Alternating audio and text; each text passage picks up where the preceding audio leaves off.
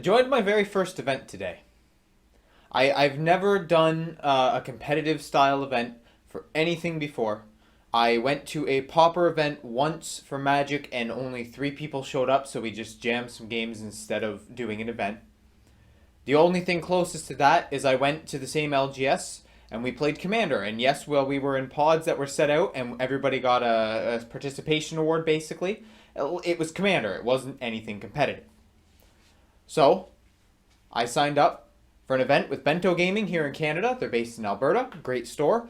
I've gotten some sealed product from them. They're fantastic. Shipped within a day. It was crazy. I'm used to it, I'm used to it taking 3 days for Canada Post to send it to the wrong city and another day for them to get it to the right place. But Purelators from all the way from Alberta to Ontario, like that, within a day. It was fantastic. They had a great event. There was 10 of us. One dropped right before the match that was going to be with me, so I got a bye. I think that's the term, a bye. That's what somebody else said. I'm very new to all this, and I learned some important things. The first thing that I learned is even in a competitive event, it's not about winning. It's about making friends. Yeah, I didn't do too. I didn't do too great.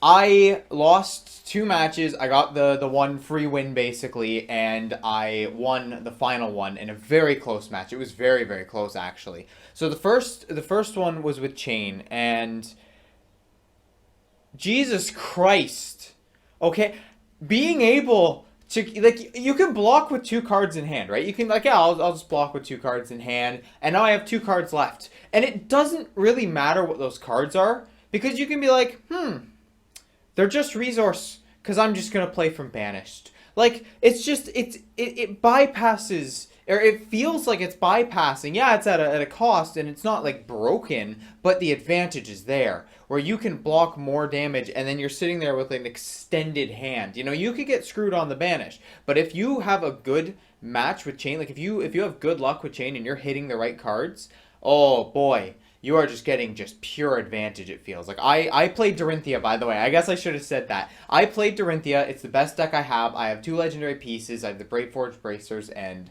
Arcanite Skullcap. I have most of what the deck needs, minus the Twinning Blades and the Steelblade Supremacy.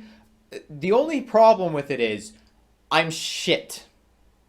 I am awful. The deck was an ultimate pit fight deck. I morphed it into Blitz as quickly as I could, like within a few hours. Barely tested it, and I got my ass kicked quite handily. It's not that the deck is the worst thing ever. I didn't have like such awful matches where I just got completely steamrolled. But again, against Chain, he had really good luck. He seemed to be hitting all the right cards. Was able to just put the pressure on me. I kept drawing all red hands for Dorinthia, and I realized I need to put more blue cost cards in my hand because I really need more resources, and that was my mistake. I didn't build the deck very properly. I need more blue resources in it.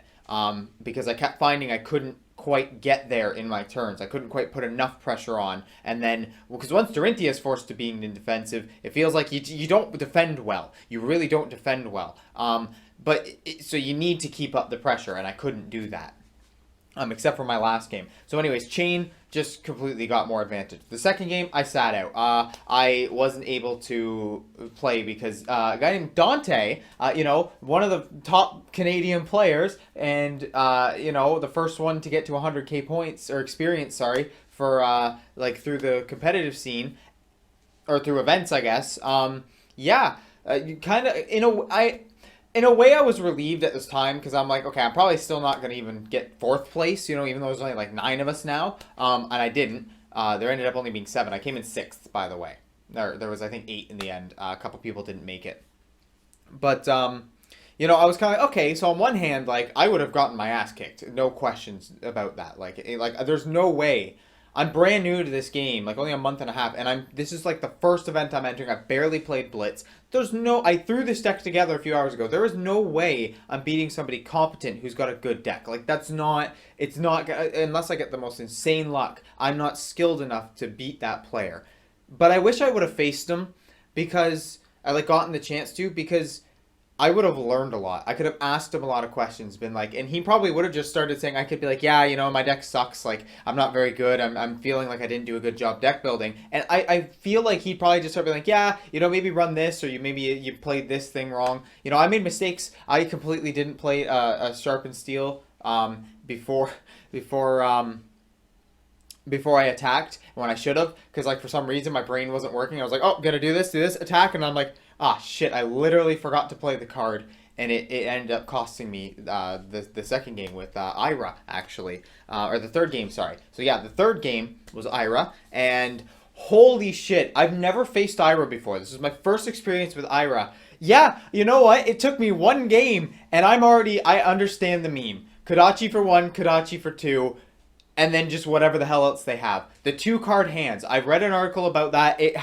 has entered my sphere of knowledge recently about the idea of a 2-card hand. That's why Ira is so powerful. You need something to pitch for resource for 3, and anything that attacks for 0 or for 1. So I guess a 2-pitch. But you basically, you pitch for 3, Kodachi, and something that costs 1, you know, for like 5. Just the pressure it can put, even with just 2 cards in hand, is insane. It just, when you're facing Ira, like, I've heard that Dorinthia is not a bad matchup. It's not favorable, but nothing's really favorable against Ira. Ira's just that strong and has that consistent tempo. And I think, but Dorinthia can stand up to Ira if you know the matchup, if you can play well. And Dorinthia feels like a skillful. I know it's kind of like, oh, it's just good with the, you know, it's just the best, you know, it's so good, it's an easy thing to play. But I feel like once players learn how to block her, she ends up being more skillful.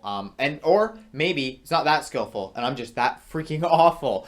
My last game, though, I did end up winning. I was facing a very new player who's only been playing since Monarch pre-release. He was playing the Levia Blitz deck, but he had upgraded it. He had, I think he said, I don't think he was playing them, but he had Scabskin Leathers, and then he also had an Arcanite Skullcap that he had bought, and some cards in the deck were seemingly upgraded. So he had bought singles. He didn't buy very much sealed product. He said he was buying singles to build decks, and that's something I want to mention after this for myself.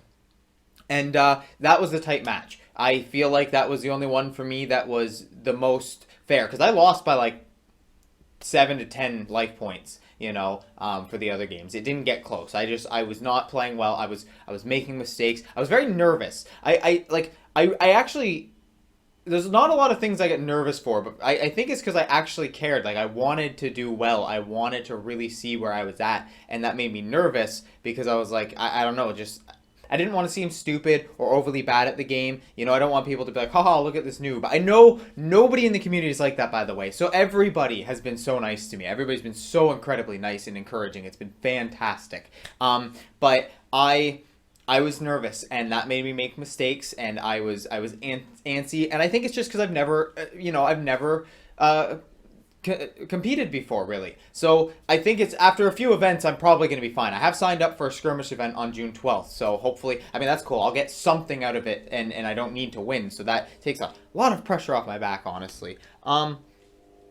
But yeah, so the last game against Levia, it came down to the wire. He blocked for 6. I was able to just get in that edge damage. He basically took a gamble. You know, I was at 1, he was at 2, and he was like, you know, he took the gamble of, do you have the attack reaction? I have 1 card in hand. He's like, can you get that over damage? He blocked for 6. I attacked for 3, and I was able to.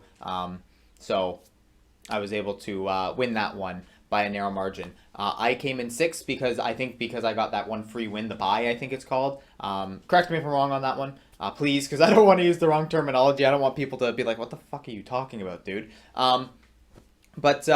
Yeah, I had a blast, though. It was an experience. I really, really enjoyed it.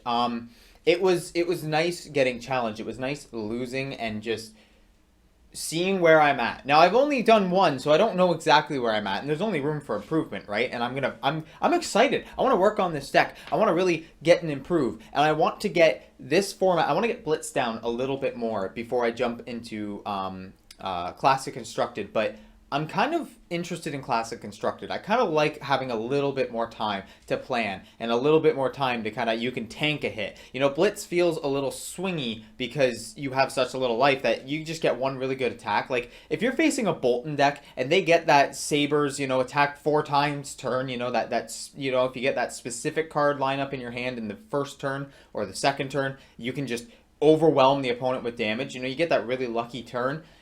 You don't, you know, Classic Constructed can still do that, do not get me wrong, and it's still huge, but it's not literally game ending. It's just incredibly game swinging. But in Blitz, that will end it. That's the game right there, right? And so I feel like sometimes you get on that defensive set, and then within like a turn or two, it's like, okay, the game's over, right? It's so quick that I feel like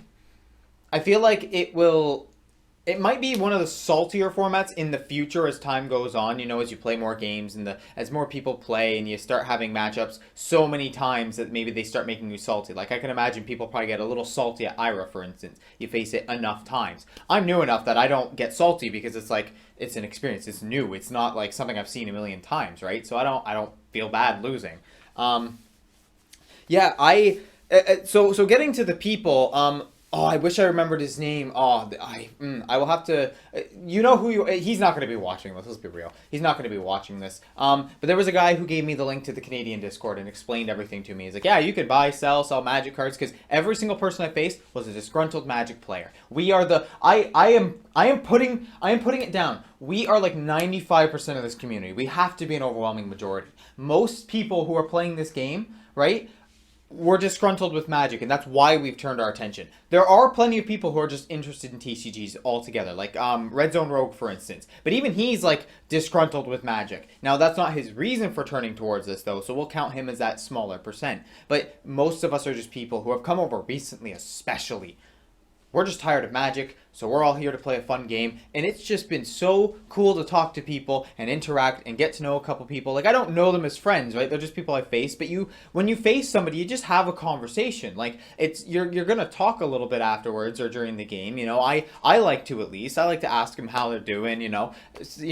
What got you into the game, like, you know, just tell me a little bit about yourself. Like, you know, maybe if it was like some serious event, obviously that's not really appropriate, but it's a $10 Armory event. Like, who cares? You know, we're just here to have some games. You spent $10. Like, everybody's been super friendly and super helpful. I'm even at the point for this game that I'm so into it. I want to pay for like Patreons. I want to support FAB. I'm just kind of waiting till I get paid. So because it's, you know, I'm coming up to a paycheck. So like the money that I have left is like, okay, that's set for what I need. You know, and now once I get paid, you know, that kind of thing. Because I want to pay for like a whole month or year, subscription to these things. I don't want to do like the blank a month. It's like, can I just do that one? Subscribe for a whole year, or at least it's you know, I'm signed up for a year and it only pulls less out each month because I'm planning on being in this game long term, so I want the value for my money. Speaking of value for the money, that's a great segue into singles buying. You should buy singles. I'm going to say this now. I bought a bunch of sealed product, and I am getting some Monarch. I sold some Magic cards for trade value to a store here in Canada, and I'm using all of that money to get Monarch. Or maybe some of it. I might just get 2 cases instead of 3 and save some for Kingdoms. But if they're going to jack the price up for Kingdoms, because they have a tendency to jack the price up, luckily Monarch boxes aren't much more, and they have an extensive buy list. That's why I sold to them. Monarch box is like 110 instead of 105, so it's not that bad considering the 30% trade value. I'm getting more for my money's worth. It's not a whole lot, but you know, you got to do what you got to do. And I'm still opening up sealed product. I'll still be, you know, collecting, but I also really want to start buying singles. I'm still selling my Magic collection. I am still looking to sell a bunch of my cards because I want to get the legendary equipment. I want to get the cards I need. I want to get the Majestics that I need. You know, I want to be able to go toe to toe with the best decks and not feel that, you know, and I'm not going to do it all at once, and I'm not going to, I'm not looking to pay to win.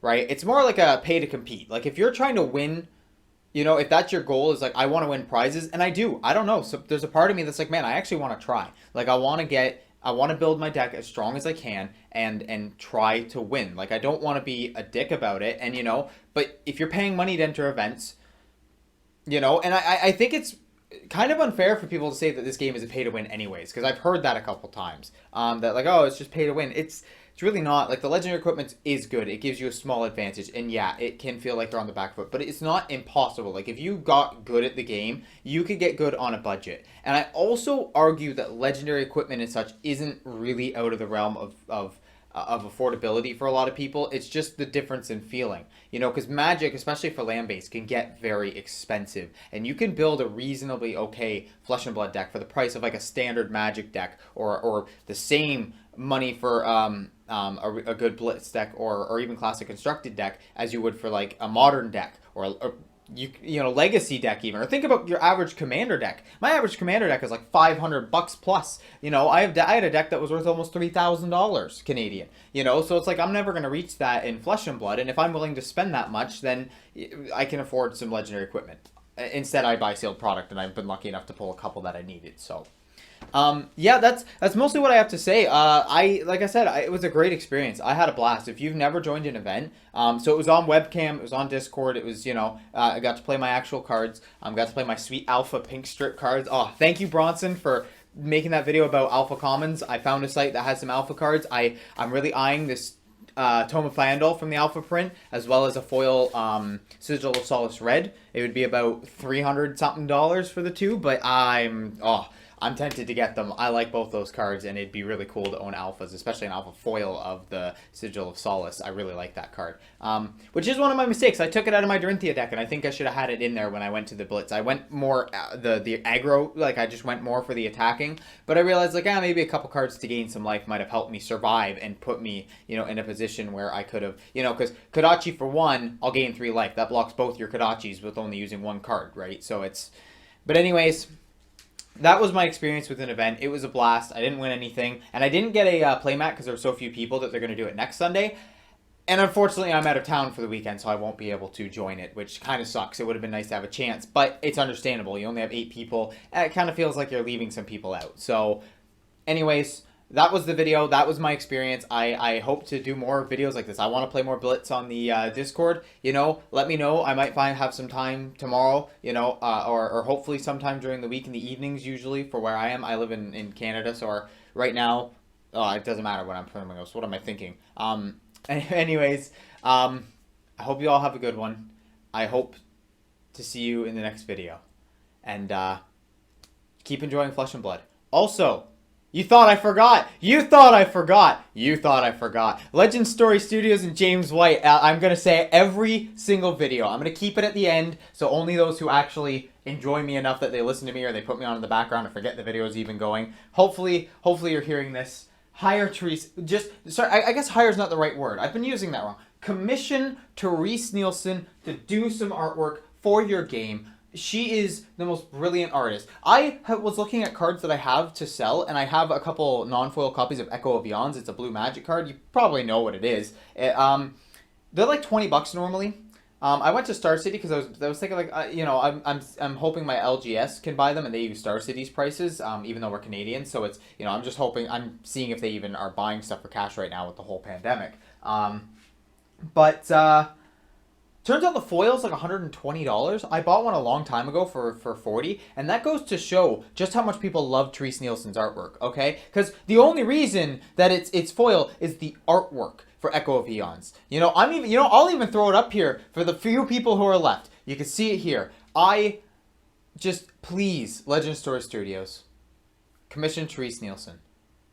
You need this in your game. We all need this in this game. I will see you all in the next video. Have a good night. Bye-bye.